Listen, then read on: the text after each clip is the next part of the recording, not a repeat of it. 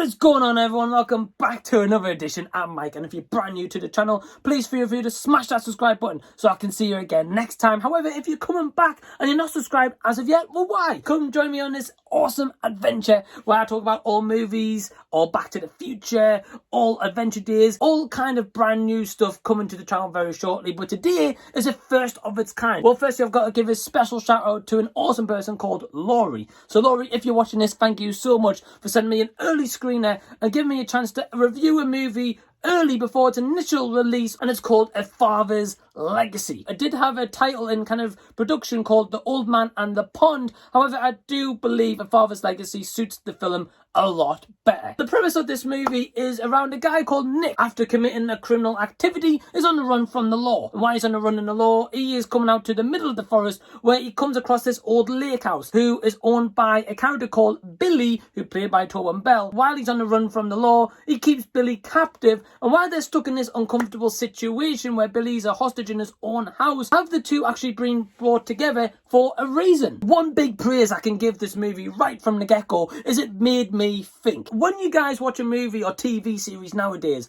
after watching that said movie or TV series, think about, right, what am I actually going to watch next? Whereas this movie made me stop and think about just general life. There might be scenes in this movie where Billy is just out fishing out on the back of his old lake house, or he might be just on his porch where he's just sitting on the porch enjoying a beer. Those kind of things I could really relate to. And in my kind of personal time, I like just sitting watching a movie, drinking a beer, or I like getting out in the fresh air, or going to the arcades, for example. So really, this film really kind of made me appreciate more of just nature in general. I absolutely love that about this movie. In terms of my positives, firstly, Tobin Bell, sensational in this movie. It clearly goes to show this guy can act, besides from being this kind of big horror figure. I definitely feel like he is uncategorized in what he can do. And his voice is just so soothing. I could literally sit and listen to that guy's voice all day, whether it's in an audiobook or a movie, whatever. And his side character, Jason Mack, who plays Nick. Now, Jason Mack actually directs this movie,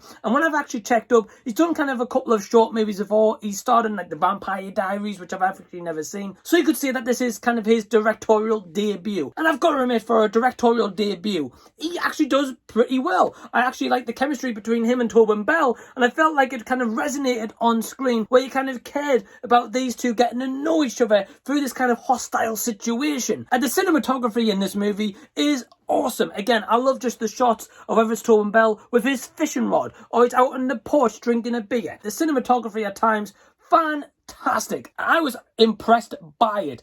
I loved what they had on show in terms of that visual representation. In terms of the story where he's holding Billy hostage in his own house, I liked that premise. I thought, wow, okay, maybe it's not so original. However, I thought in the way that they presented it is, you know, have they actually been brought together for a reason? They took that kind of Christian kind of belief spin on the movie, and if you're not a Christian or you're not Catholic or, you know, whatever your religion is, I still feel like you can find enjoyment in this movie for how it's shot, the performances, and just overall how the story makes you kind of think even after the movie's ended. So I've got to give big praise on those parts for this movie. So the only kind of negatives I actually have for this movie, and kind of the only gripes I've got, is at times the soundtrack of this film. So, you know, a lot of music sometimes fits the scenes perfectly. Some of them don't. And I felt like in this movie, some of them did stand out and wasn't really quite true fitting to the movie. However, the scenes that did stand out, they actually were pretty good. At times when the characters are talking, especially with Tobin Bell, he's got kind of this like low, soothing voice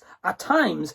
You can't really hear the full context of what he's saying because the music is kind of amplified a bit louder than his voice. And I noticed that throughout a couple of scenes in this movie, which kind of deterred sometimes from what he was saying. And I was kind of putting my phone to my ear, kind of like trying to listen back to what he was saying. And it's kind of like a subplot in this movie about these bad guys being sent by their kind of big henchman boss to try threaten Billy's character because they want the land where he's got this situated lake house because they want to use it for oil. And to be honest, I didn't really care about the bad guys, because not once in this movie do we actually see kind of the main commander-in-chief who's given these kind of three cronies like these orders to kind of threaten this very old man. We don't actually see him, and kind of the payoff of that story wasn't big. I do get that there was a part where it kind of made our character Jason Mack really think about what he was doing, and for that part itself, I felt like it worked. But overall, I didn't really care about that side story. I'd far rather in this movie have it just Tobin Bell and Jason Mack talking throughout this with kind of like a heavy dialogue, but giving us more of that feel of this kind of like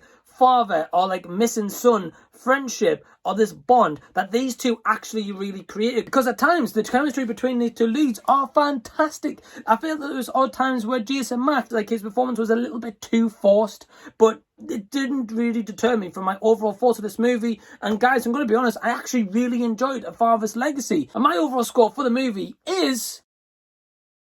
So whatever your thoughts are on A Father's Legacy, drop your comments below and start a discussion of whether you enjoyed this movie or whether you didn't. But in that meantime, while you do that, please give this video a big thumbs up and subscribe to the channel if you already haven't. And until next time, guys, this has been the Z Review, and I'll be seeing you later.